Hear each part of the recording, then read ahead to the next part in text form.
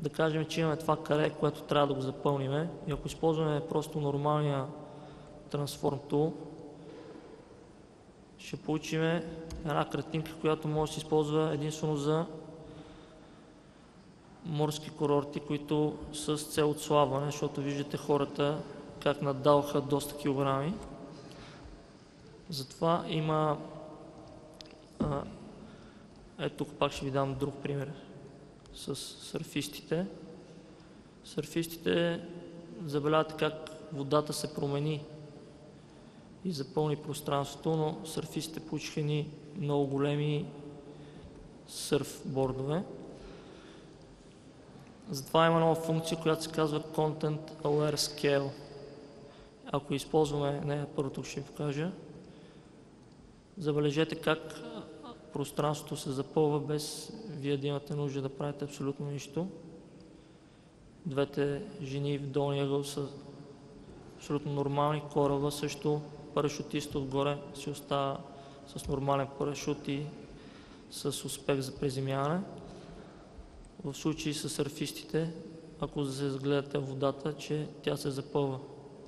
Разбира се, тук проблема с сърфовете остава, затова от Adobe са се погрижили да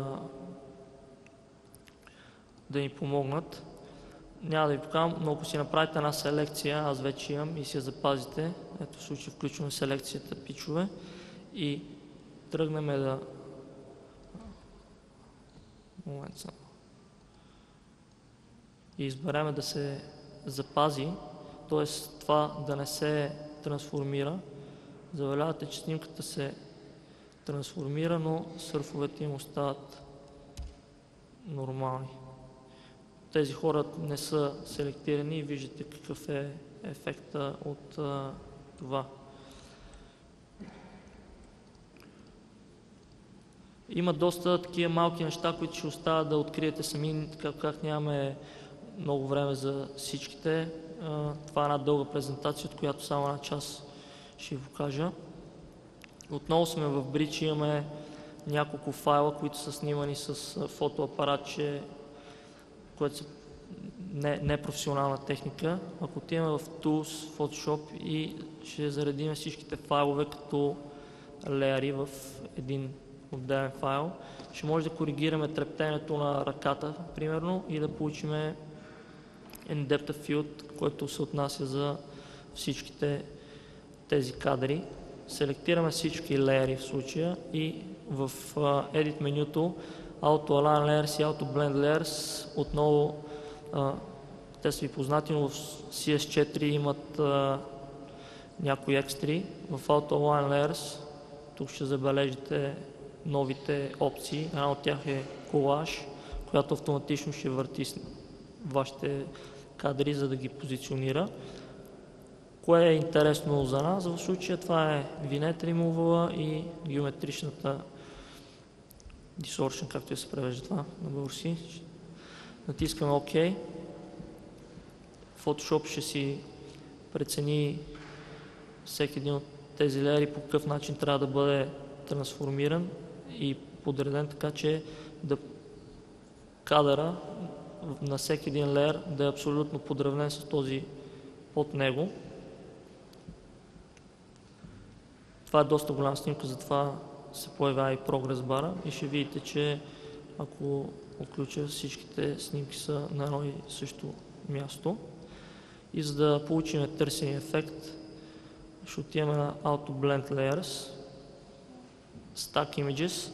Ще обърна внимание на Seamless Tones and Colors, защото ако правите панорама вече, е много по-лесно небето на различните кадри да бъде слято с това на крайната панорама, т.е. няма да има нужда да се връщате и да си играете. Натиснем OK. Ще видите ефекта.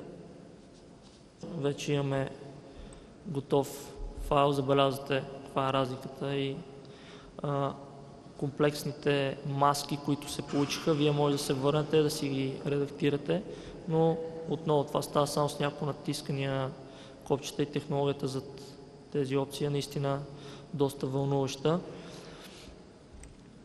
Това запазваме за сега. Ще отидем отново в Demo Files и ще ви покажа Motion Graphics с една малка част от това, което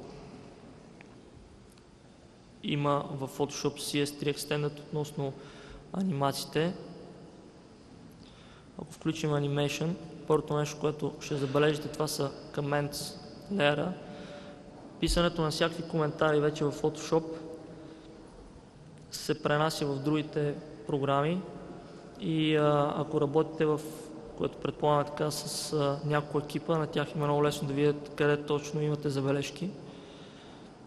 Само да кажа, че това е видео, не е просто Photoshop файл, това е едно от основните въведения. И друга функция, която всички се оплакват, че няма, това е Enable Timeline Shortcut Keys, т.е. когато това нещо е включено, вие може да използвате клавиатурата, за да си навигирате по таймлайна. Това са две от малките, но доста търсени фичъри в анимацията в Photoshop CS Extended. В четвърта версия определено има доста голям напредък. Както с примера с 3D-то ви казах, всичките 3D елементи могат да бъдат анимирани, камера и да се получат доста интересни работи много бързо. На последно място ще видим и Photo Merge. Няма да ви демонстрирам всичко, но ако сме отворили тези файлове, виждате как има небе. Преди беше доста трудно да направим една панорама с такова небе и всичко да пасне. Вече не е така. Това няма да го демонстрирам, защото ще отнеме отново време.